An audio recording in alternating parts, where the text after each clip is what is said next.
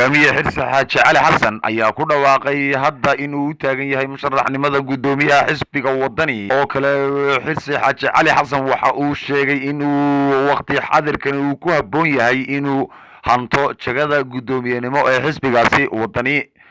haddaba waxa uu ka codsaday dhammaanba xisbiga wadani in ay u doortaan gudoomiyaha xisbiga.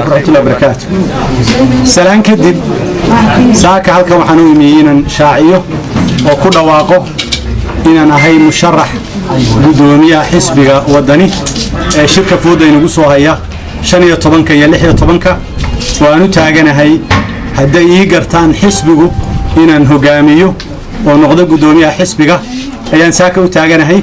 taa shaacinteeda waxay ugu kalifay runtii inaan isleeyahay waa waqtigii loo baahnaa inaad timaado aqoonteedii waad leedahay khibradeedii waad leedahay ma yihi qofka ugu aan leeyahay ugu mudan yahay laakiinse waxaan isleeyahay waad ugu haboon tahay waqtigan oo aad ka saari karto kaalintuu ku jiro aad gaarsiin karto xisbiga kaalin sare gaarsiin karto waxaanay tahay sababta aan u doonayay aan u weydiisanayo waxa weeye xisbiga wadani bahweynta wadani inay ii doortaan sababtii ujeedadu waxay tahay inaan haddii Allah wadani ogolaado xisbiga guul gaarsiiyo oo ku guuleysto insha Allah taala doorashada oo ku guuleysto dawladnimada ayaan insha Allah taala doonayaa marka labaad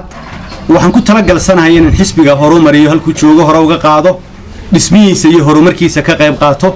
gaarsiiyo isagana insha Allah taala hay'ad ama hay'ad dawladeed oo kamida qaranka inaan dhismihiisa iyo horumarintiisa isagana ka qayb qaato oo aan isleeyahay waxbaad ku biirin kartaa halkii la keenay ee muddada la soo waday waad ka sii qaadi kartaa marka saddexaad waxaan isu diyaarinayaa insha Allah taala aan isleeyahay waxaad buuxin kartaa kaalinta shakhsi ahaan iyo xisbi ahaanba qaranka uga bannaan ama looga baahan yahay inaad buuxiso kaalintaas oo ah wixii qaran ahaan looga baahan yahay xisbiga wadani inaan kaalinteeda buuxin karo waajibkeedana gudan karo saddexdaas sababood kadib haddii aan dib u raaco maalintaan xisbiga ku soo biiray ee aan la wadaagnay inaanu tala wadaagno oo aan aniga iyo rag kaloo saaxiib aanu ahayn iyo gabdhaba ahayn waxaanu heshiis xilligaa ku qaadanay 14 qodob oo ahaa inaanu xisbiga yani soo galo asbaabihii aanu u cuskaraynay oo ahaa doonitaankii iyo rabitaankii annaga iyo bulshada reer Soomaaliland wixii aanu markaa matalaynay aanu u fahanay in loo baahan yahay qodobadaas ma ahayn qodobo hunguriye xil oo ma ahayn maanta inaan xil soo doonto oo aan xil ku doonay qodobada ama aanu ku doonay tiimahan laakiin waxaan qodobo qaran oo xisbiga iyo horumarkiisa iyo qaranka iyo horumarkiisa iyo isku duubnida reer Soomaaliland iyo gaarista himlada reer Soomaaliland koobsanaya way ahaayeen kuwa noocaasa waxaan isleeyahay wax ka midana waan xaqiijinay wax ka midana insha Allah taala waan xaqiijin doonaa qodobadii nooca ahaa anigoo ka duulaya ayaan leeyahay maantana qodobada uu qaranku nooga baahan yahay baan insha Allah taala kaalinteeda inay isu taagi doonaa waxaananu